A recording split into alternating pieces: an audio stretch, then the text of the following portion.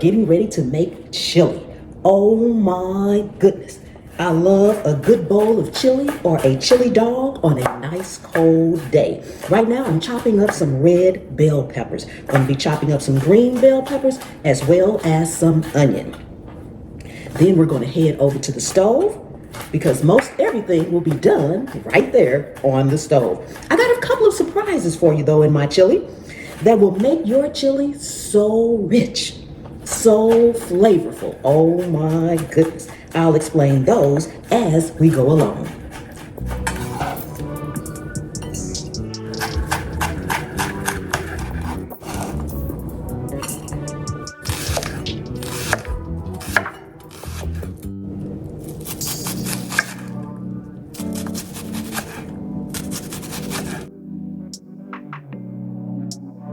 We are using 80-20 ground beef today. You can use ground turkey or ground chicken if you like. We're going to let this start to brown and we're going to break it up as it cooks. I have my stove on about medium-high heat.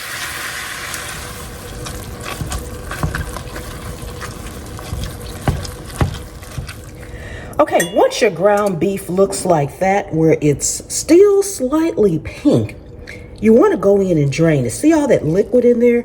You want to go in and drain it so you won't have greasy chili. If you're using ground turkey or ground chicken, you may not need to drain it. It just depends on the cut that you're using because it's more lean. So I'm going to take this over and drain it and we'll be right back. Okay, we are now really well drained. Now we're going to go in with our veggies, our red, green bell peppers, and onion. I am using garlic powder. If you're using minced garlic, you want to incorporate that at this time as well.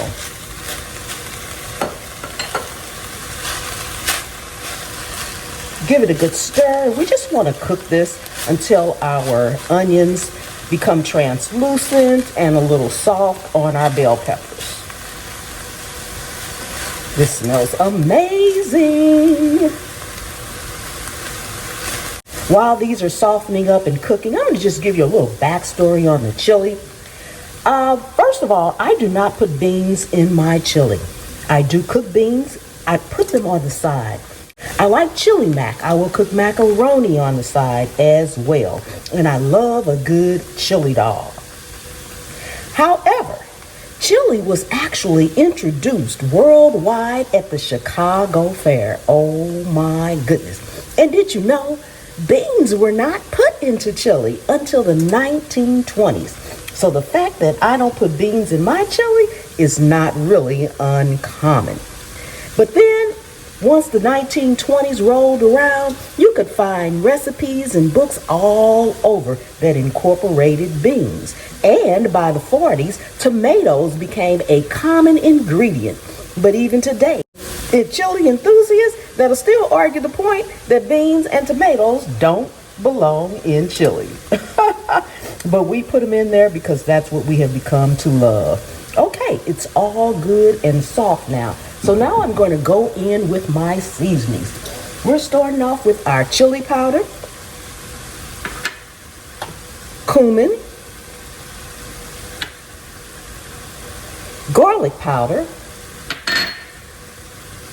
onion powder, and this right here is actually cocoa powder. It is unsweetened cocoa powder.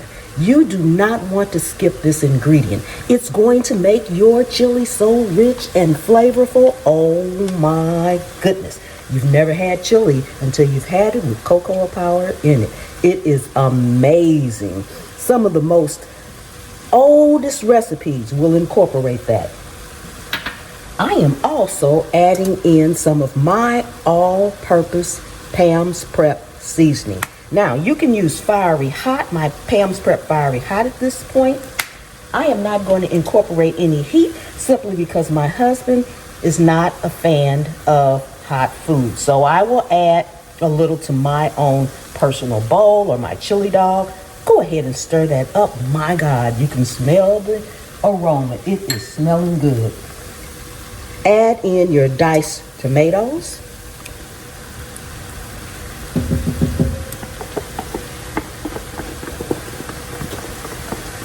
and your tomato sauce. I'm sorry, your tomato paste. Not using tomato sauce. I'm using tomato paste and diced tomatoes.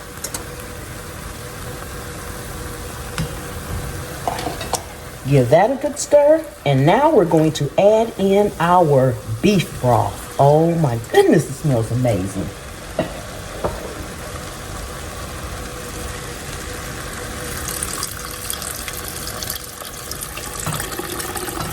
Rich and flavorful. Oh boy.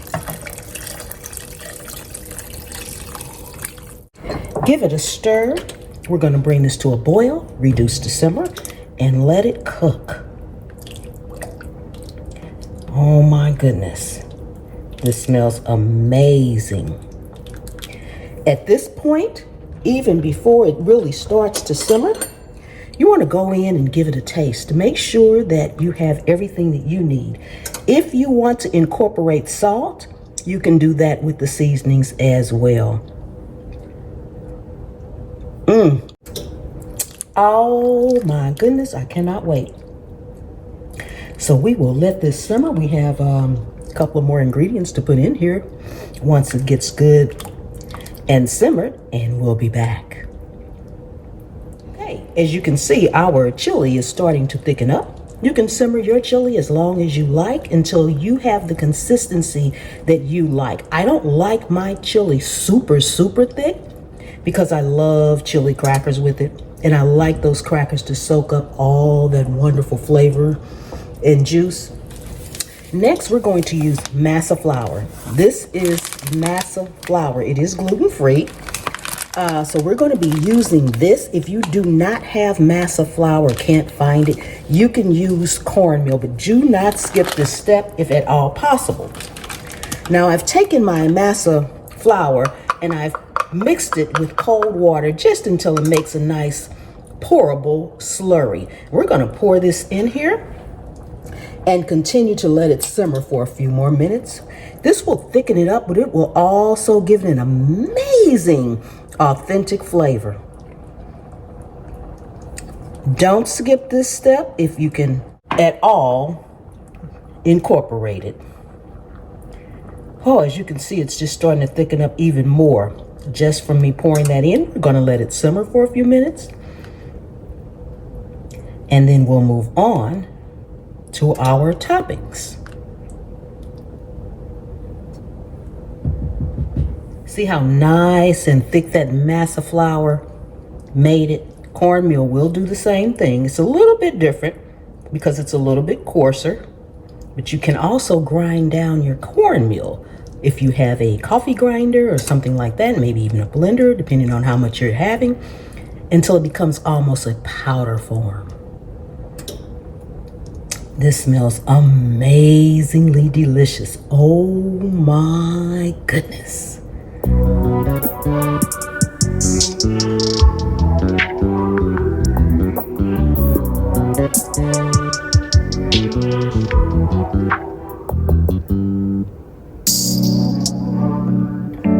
Ooh, this is amazing. I don't know if you all can see that. I'm going to show you some in my bowl. I actually put some in my bowl just a few minutes ago so it could kind of cool. Otherwise, we'd be here forever for me trying to do a taste test. But this has gotten nice and rich and thick. Okay, so I'm going to put my toppings in, then I'm going to show you up close. I like to personally go in with a little cheddar cheese on the top. I have some shredded cheddar cheese,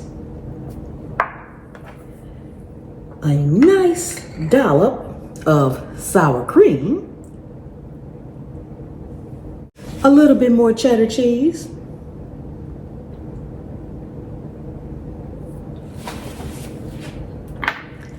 and some green onion. Look at that, look at that, look at that. Doesn't that look amazing? Oh my goodness. Look how nice and rich and thick that is. Ooh, delicious, delicious, delicious. Okay, we are going to taste in just 1 second. I'm gonna let it cool just a tad bit more. While we are waiting, again, If you are not subscribed to the channel, take a second and subscribe to the channel. Let's get to 1.5 million. Returning subscribers, thank you so much. And channel members, thank you so much from the bottom of my heart. Don't forget to check out my other channels, Pam's POV, Pam's Pop-Ups, and At the Scaredy Cat Gardener. Okay, let's go ahead and do our taste test. Ooh, this smells amazing. I want a little of the sour cream and the cheese. Oh my goodness, look at that cheese. Look at the cheese, y'all. Ooh, I'm gonna sit this bowl down because it is hot. Oh. Ooh.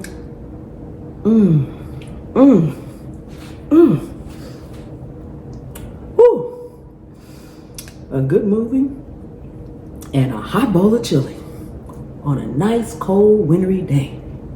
Delicious. You can taste all the seasonings.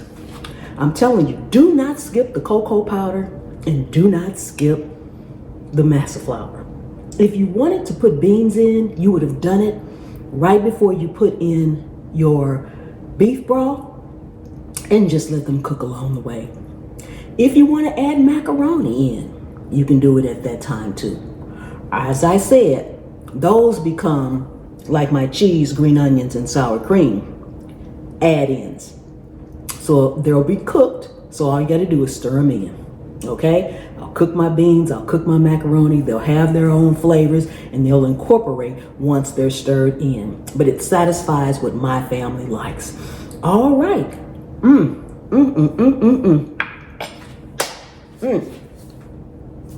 I will see you all next time. The good Lord willing and the creek don't rise. See you soon.